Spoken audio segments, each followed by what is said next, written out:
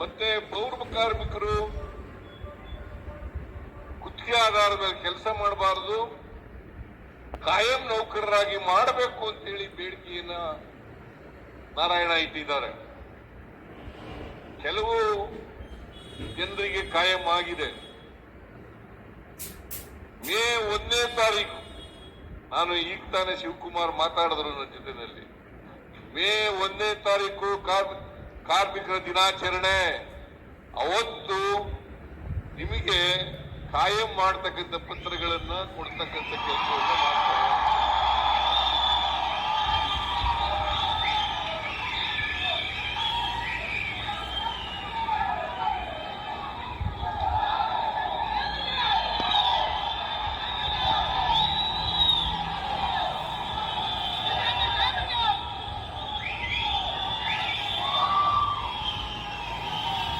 ಯಾಕಂತಂದ್ರೆ ನೀವು ಸ್ವಚ್ಛ ಮಾಡ್ತಕ್ಕಂಥ ಕೆಲಸ ಮಾಡ್ತಕ್ಕಂಥವ್ರು. ಈ ಸ್ವಚ್ಛ ಮಾಡೋದ್ರಿಂದ ಆರೋಗ್ಯ ಸುಧಾರಣೆ ಆಗ್ತದೆ, ಪರಿಸರ ಉತ್ತಮವಾಗ್ತದೆ.